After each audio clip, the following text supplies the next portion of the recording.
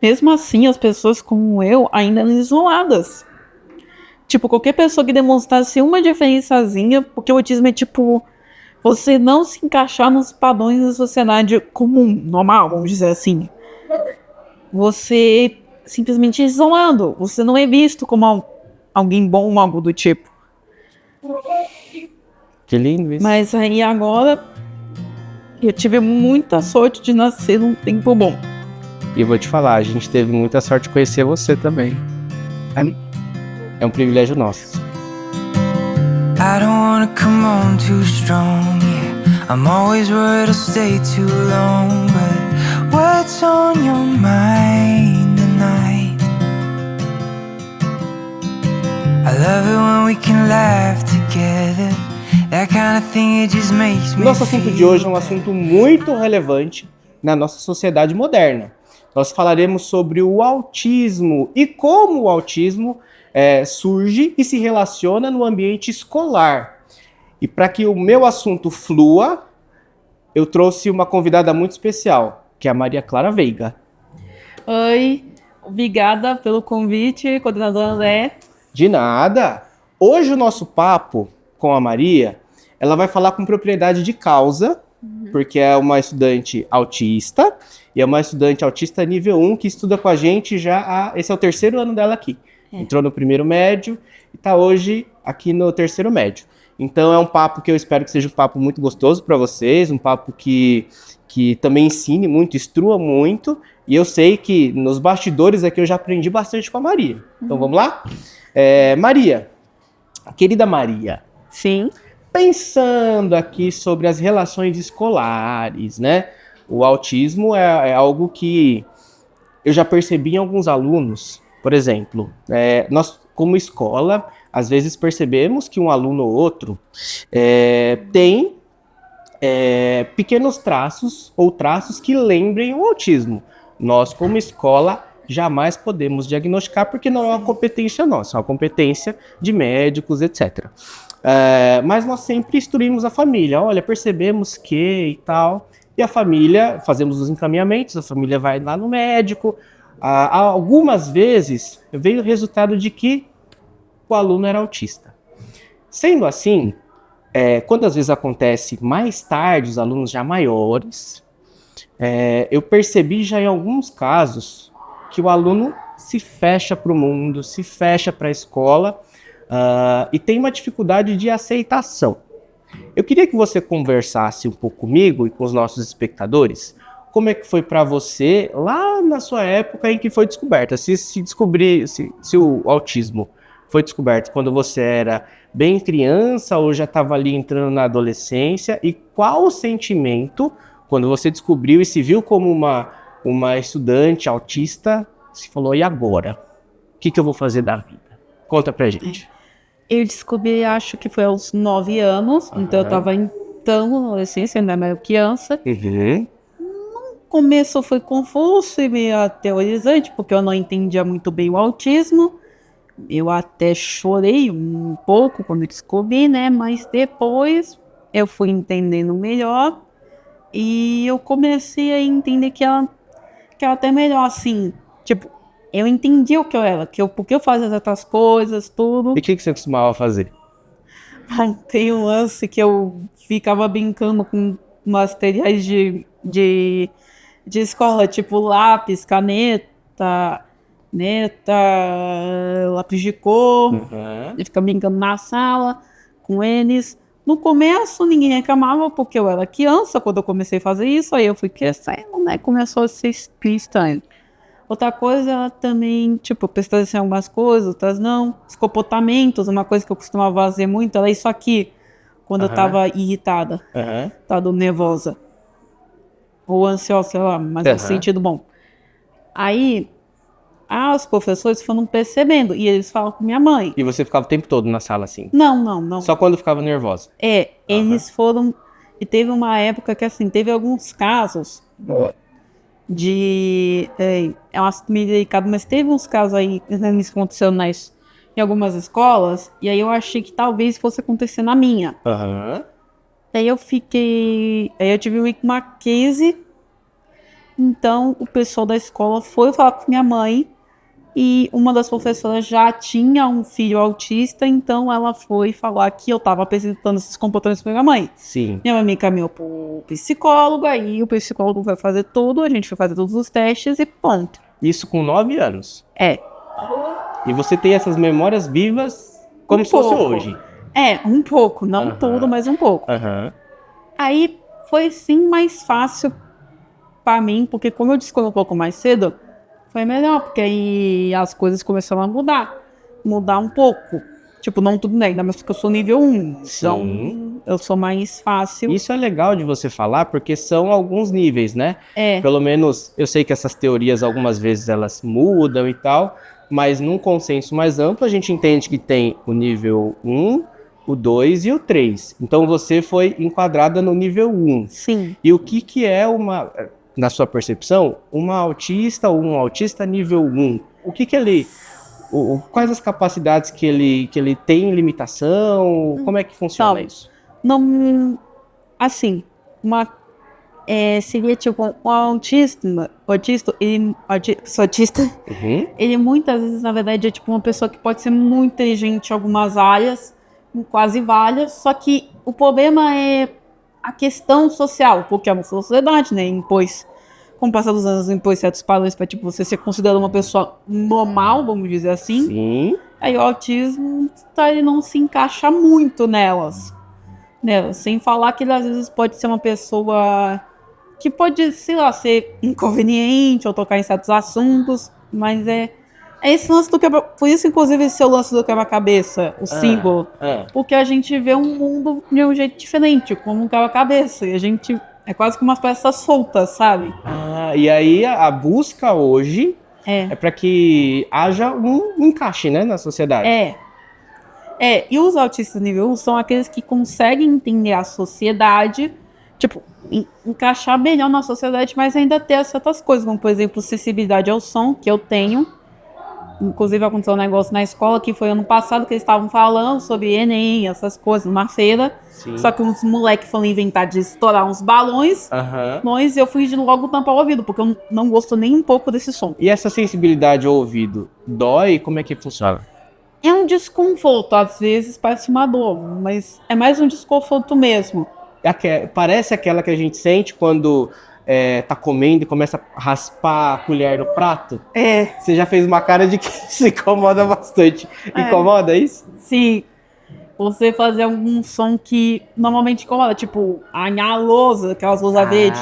Sei. Verde, que é algo que incomoda qualquer um, pra falar a verdade. E veja, uma das coisas que a gente estava conversando nos bastidores que você falou foi sobre falar sozinha. Que você tinha esse hábito de conversar ali consigo mesmo, os pensamentos. Tenho.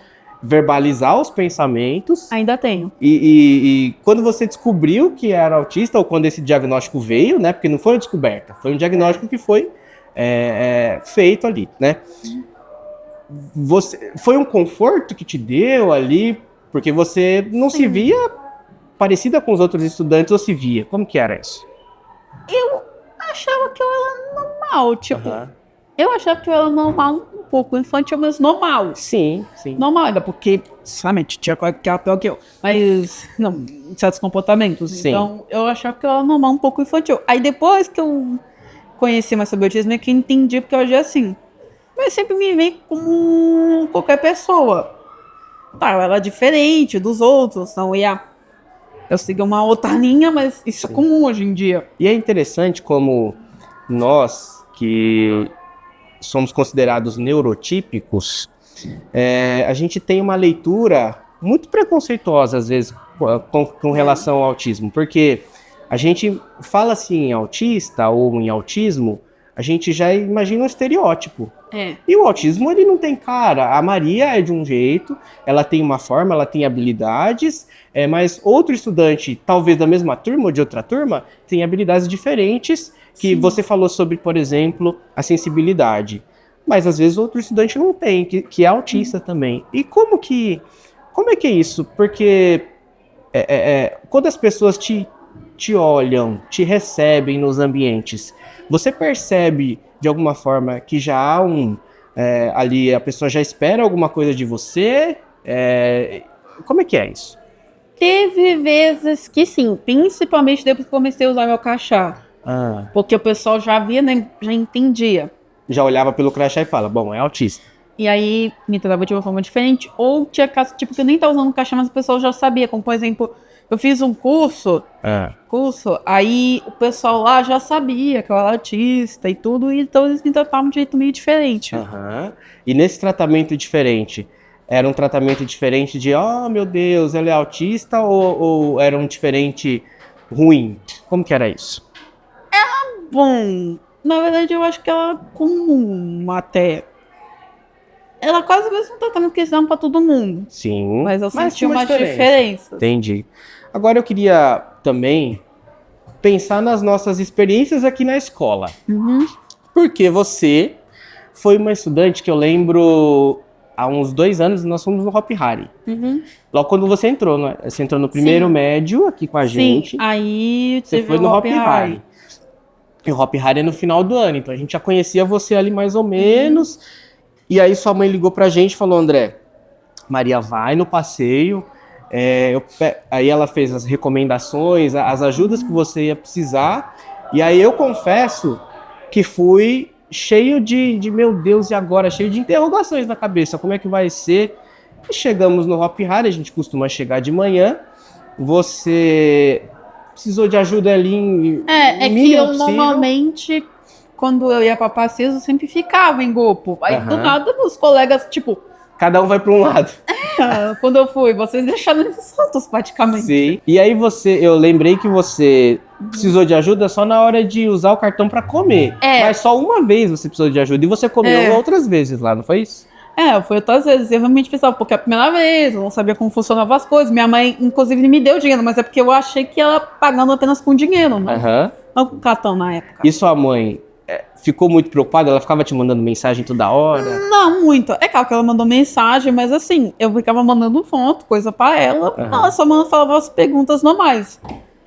Só tava me divertindo, sendo uns brinquedos, sei lá, ok. E demorou pra sua mãe, sua família, começar a dar essa autonomia para que você vá num passeio, o Hopi Hari, que é um parque enorme?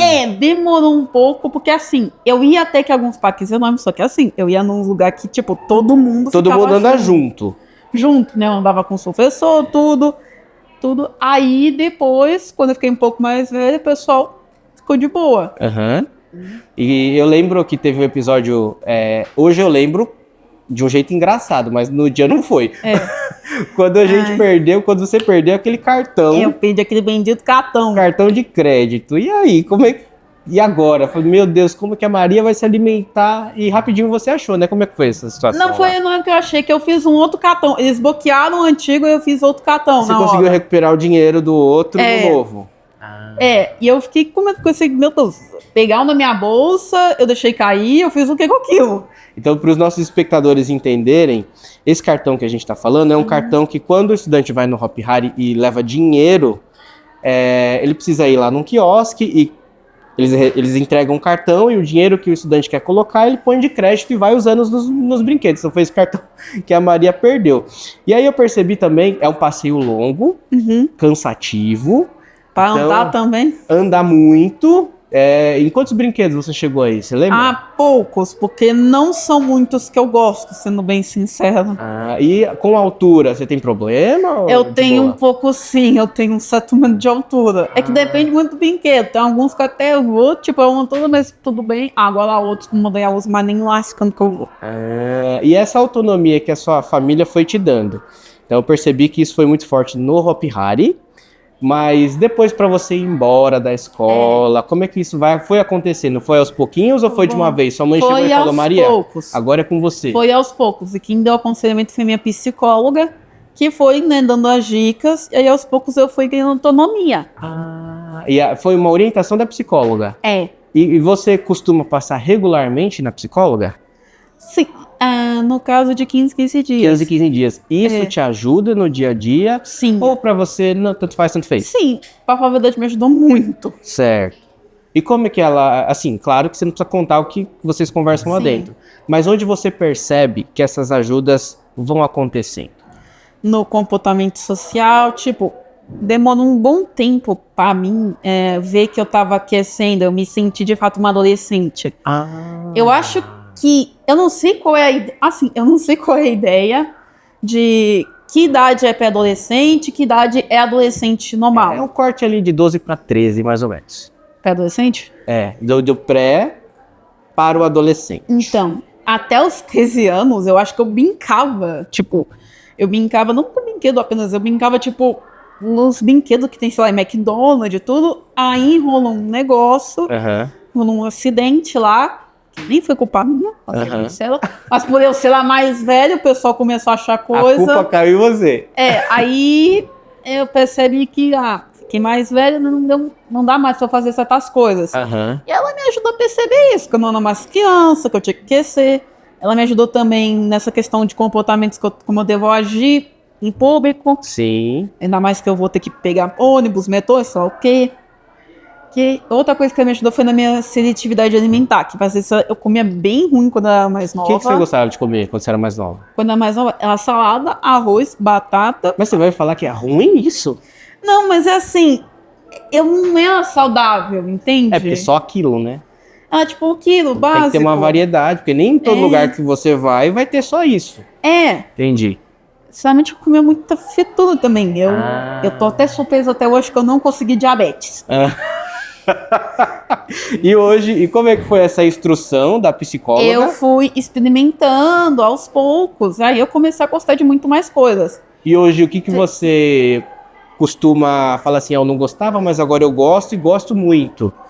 Carne, principalmente, no caso, linguiça, bife e frango, nesse caso, frito, também carne de peixe, que minha mãe faz um negócio fritando, né, com farinha, acho que carne principalmente. E tem alguma coisa, porque eu sei que alguns estudantes, inclusive aqui do colégio, que são autistas, eles têm alguma seletividade alimentar com textura. Então, coisa muito, sei lá, dependendo da textura, ele não gosta e só por ver a textura, às vezes nem experimentou. Já rolou isso comigo, já rolou muitas vezes comigo. Tipo, tinha uma coisa que parecia ter uma textura boa, mas experimentei e não gostei. Aí tinha uma coisa que parecia ter textura ruim, mas experimentei e gostei. É tipo carne moída. Carne moída eu até comi de vez em quando, mas depois parei. A única coisa de carne moída que eu acho que eu como é a almôndega, sabe porque faz bolinho? Sei. Mas eu não começo a parar de gostar. Deixa eu ver como é que tá a sua seletividade alimentar. Você gosta de McDonald's? Sim, e essa parte... Não, deixa eu explicar. Essa parte aqui mais mudou. Porque antes eu só comia, principalmente a batata. Aí, na questão do hambúrguer, era o pão, a carne e o queijo. Sim. Agora eu tô conseguindo, pelo menos, comer o hambúrguer, que no caso é... Não, hambúrguer. É a carne de frango. Sim. E ela só carne de frango, seco. Só que agora eu consigo comer com maionese. Vai comigo. Então isso foi... O lanche foi cada vez valendo mais o valor, né? Porque você pagava o valor inteiro, mas só queria o pão e a carne. Foi assim que você fez no Hop Hari, eu lembro disso. Foi isso também. Que você, na época, 2 anos atrás, você pediu pão, e você orientou o que você queria, o que você não queria, né? E comeu. Maria Clara Veiga. Um desafio que eu fiquei muito feliz, que vi que você venceu esse desafio. Além dos simulados do Enem que a gente fez aqui, fizemos alguns simulados lá, simulando a realidade do Enem. Você foi à prova do Enem agora no último final de semana, os 2 dias. Como é que foi isso, mulher? Bom, eu não vou mentir, eu tava bem nervosa. Assim, a minha família, minha mãe, meu pai conversaram comigo, eles entenderam perfeitamente eu não passar esse ano, porque é minha primeira vez é um treino, e pelo que eu soube agora, não há algumas perguntas. Então, se brincar, eu acabei não tendo nem muito ponto. Não, mas até tudo bem, mas... Diga, vai. No primeiro dia eu fiquei bem nervosa, era mais com a questão da redação, o tema. Eu tava com medo, porque aqui teve uns temas que eu não consegui escrever muito bem, não consegui pôr em palavras na folha. Aí, por sorte, a redação, ela foi um tema que eu consegui, porque a redação, ela... Especifique. Expectativas. da velhice no Brasil, na sociedade brasileira, mais especificamente. Aham. E assim, não pode botar, né, opiniões próprias. Só que assim, eu posso dizer que eu tive 3 exemplos de velhice na minha vida, muito Aham. perto de mim. Que são meus avós. O pai do meu pai e os pais da minha mãe. Sim. Aí eu consegui pôr em palavras essa perspectiva. Pelo menos essas 3. Aí eu também botei como é a nossa sociedade aqui no Brasil vê a velhice. E você, então, pelo que você está falando, você sentiu a redação fácil. Aí a prova, eu sou um pouco melhor em humanas, então realmente foi um pouco mais fácil. Uhum. Eu demorei, eu terminei umas 5h29. Ali quase no limite, né? Aí, na segunda prova, aí sim, Que são as exatas, né? eu realmente tenho mais dificuldade, demorou um bom tempo. Esse dia eu fiquei mais estressada mesmo. Tipo, teve algumas coisas que até caí, que até estavam nos livros aqui do colégio, que aí eu fui lembrando um pouco as respostas, como fazer. Aham. Só que assim, eu sei lá de bem estressada. Sim. E você, na hora de se inscrever, eles obviamente perguntam se você precisa se tem alguma necessidade especial lá para a Não. realização da prova. Como é que você respondeu isso? E a prova, você fez na sala Não. com os outros alunos? Como é que foi? A inscrição eu fiz online. Certo. E lá eles perguntaram tudo, aí eu fui respondendo com a ajuda da minha mãe. Por causa de algumas coisas que eu não sabia direito. Sim. Aí no dia eu fui pra uma escola que por sorte é perto da casa do meu pai, então eu já fui dormir na casa do meu pai. Legal. Ele que me levou. Aí o que aconteceu foi o seguinte, foi uma sala em que no primeiro dia só tinha eu mais 3 pessoas. Sim. Era uma sala grande, tudo. Aham. Mas essas outras 3 pessoas, você sabe se eram autistas ou tinham Não, eu acho que pode ter sim. Aham. Por isso eu tô até achando. Eu não sei como funciona essa questão do Enem agora, com essa questão do autismo, acessibilidade ou sei lá o quê. Mas, pelo que eu pensei, o que eu acho é que aquela escola foi usada apenas para pessoas como eu, que tem certa sensibilidade. Tipo, uma escola é para esse tipo de pessoas. Sim. Aí, então, no segundo dia, aí já foi menos, porque foi eu, mais 2. Porque Faltou. os primeiros desistiram. Não, faltou. Os que estavam na outra turma. E veja, É. você está fazendo o Enem, se preparando, então você fez dessa vez mais para dar uma treinada, vai estudar um pouco mais, vai fazer de novo. Sim. Mas o que você pretende fazer aí na vida adulta de faculdade? Bom, eu pretendo primeiro fazer história para poder arrumar um trabalho. Aí eu consegui ganhar para eu poder bancar a faculdade de artes, que eu quero trabalhar com teatro, coisas assim. Assim, com o Enem é claro que eu posso conseguir uma bolsa e Sim. tudo. Depende também da faculdade que eu vou. Sim. Mas já melhor já ter um pouco de grana, né? E principalmente para ajudar minha família. Sim. E você tá me falando que quer fazer história e tal, então te parabenizo por isso, porque é o melhor curso que tem. Mas, então, na escola você tem mais afinidade com história. Eu ouço os professores falando muito. Nossa, Maria é participativa e tal, mas só em história e em matemática. Não, Aí não, só história. Sinceramente, só em matérias de humanas, acho que você já ouviu falar dos meus professores em matérias de humanas. Sim, matemática, e humanas, história, geografia, filosofia, sociologia. Falando, realmente. É porque tá tudo ligado. Agora, em matemática eu sou péssima, pelo menos com as coisas Você novas. é péssimo ou você não gosta? Eu não gosto muito. Eu confesso, eu não gosto muito. Eu mas, sabia. Tipo, tem coisa que realmente pra mim já é bater hoje, já é difícil. Aham. Você não inventa de me perguntar, basta porque eu não sei. Eu também não. Mas tudo certo. É por isso que eu fiz história. Eu não vou decorar, mas outras coisas eu sou boa. Sim. Pô, matemática. Aí. E agora, eu acho que química e física eu também já muito saber, só que eu não pode decorar também tudo. Também que física é mais teórica. E agora a gente. Parece que o tempo passa rápido, né? E já tá caminhando pro final. Então tem algumas perguntinhas ainda que eu queria fazer pra você, pra gente ir caminhando pra finalização do nosso podcast. Bom, você, nos bastidores, já me falou que você estudou numa escola pública, depois você foi pro Barreto Gurian, e no ensino médio você veio pra cá. Quais desafios você veio para cá no ensino médio? O ensino médio já é uma pegada um pouco mais casca grossa, assim. Quais os grandes desafios? E não é só de disciplina, de matéria, desafios na escola, às vezes com alunos, com professores. que você percebeu por conta do autismo, que esses desafios foram postos a você aqui? Ou também, se quiser usar as outras escolas como exemplo, pode também. A escola pública que eu fui, eu saí muito nova, então não tem muitas lembranças.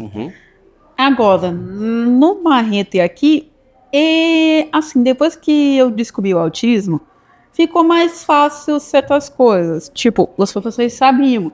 Então eles me tratavam um pouco diferente, mas ainda tentavam botar tudo na mesma coisa, né? Eu igual aos outros alunos, não tendo privilégios nem nada. Aí, vamos usar... E somente pra cá, do Barreto pro Guilherme, eu não senti tanta diferença nessa processão. Eu não senti tanta diferença. Na verdade, uma das coisas que me fez gostar do Guilherme é porque vocês me levavam um pouco Barreto. Ah, é? Em certas coisas. Sim. Eu até, inclusive, quando eu bati em alguns estudantes da minha sala, pensei, eu não vi esse pessoal aqui no Barreto. Sério, eu achei eles muito parecidos. Acaba se confundindo isso, né? Mas aí, há coisas assim, com meus colegas, assim, eles são todos legais. Sim. Aliás, eu fiz muitas amizades, só que assim, eu fiz... Não muitas amizades, eu fiz poucos. Eu sou uma pessoa de poucos amigos mesmo. Sim. E bom, Maria, hoje já terminando o ciclo escolar, finalizando a 3ª série do ensino médio, se você puder deixar um recado, um conselho para as pessoas, pode ser adolescente, criança, adultos que descobrem o autismo, qual conselho você deixaria? Bom, eu gostaria de deixar o conselho de, primeiro, pesquisa. Saiba mais o que é o autismo em todos os seus níveis. Porque assim você vai entender que... calma. Respira. Tá, é que assim, depois que eu entendi melhor o autismo, eu entendi que é somente diferente, mas assim, todo mundo é diferente. Eu comecei a entender que eu faço até normal. E agora eu tive sorte de nascer numa época que, sabendo que é autismo, como pode dizer, eu posso ser aceita. Porque há décadas atrás, ou até mesmo uma década atrás, sei lá, não era visto, né, de bons modos o autismo. Tipo, a pessoa sabia que é autista, mas fazia de tudo para se esconder. Agora não. E é isso, pesquisa, mas que você vai entender que não é uma doença, não é nada. É algo até que bom. E você pode levar uma vida completamente normal. Claro que depende. Mas é possível um nível 3 e acabar virando um nível 1. Só porque precisa oscila, de né, os níveis. porque precisa de ajuda. Lindo isso. Pode continuar. Então, o meu conselho, pesquisa, entenda melhor. Aí você vai ver que você pode ver sua vida. Se precisar de ajuda, procure ajuda. Procure um bom psicólogo, psicóloga, colega que vai por mim, vai te dar conselhos maravilhosos, porque isso me ajudou muito. Boa, Maria. E deixa pro pessoal também, a gente falou nos bastidores uma dica. Uma dica de série que você curte aí. Fala pro pessoal. Que é Advogada Extraordinária. É uma série coreana, mas ela mostra... É um dorama? Tipo isso. Tá. Mas ela mostra uma advogada autista, né? Que assim, ela descobriu muito nova. Ela é nível 2. Mas assim, ela mostra quase tudo que tem numa pessoa autista. Seja nível 1, nível 2. E tem um episódio que me tocou muito, que foi, acho que o 3º, aonde ela tá defendendo alguém autista, um nível 3, que foi acusado de ter matado o próprio irmão. E tem uma cena em que os comentários, pessoas falam na internet que estão com medo de autismo porque eles acham que aquilo é ser autista. E não é, nem todos os autistas são assim. Sim. E ela acabou mencionando um tema que eu não sabia, mas antes de ser autismo, a gente acha, a nossa condição é chamada de síndrome de Asperger. Só que o Asperger, ele é um cientista que descobriu. Cientista nazista. Né? Ele é nazista, ele descobriu para poder saber quem poder matar. Tipo, pessoas como eu, ela, só por ser assim, não podiam viver.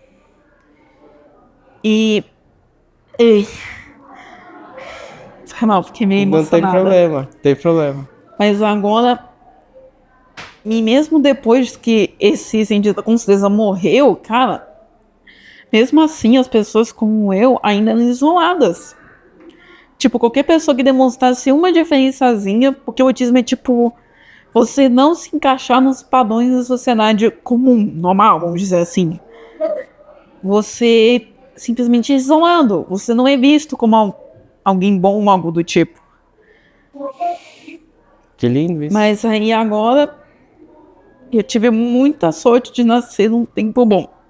E eu vou te falar, a gente teve muita sorte de conhecer você também. É um privilégio nosso. Viu? Então a gente tem um podcast? Temos um podcast, Maria? Sim, tá tudo bem. Vamos nos despedir dos nossos espectadores. Sim. Pessoal, esse foi um episódio muito emocionante de mais um Grilicast.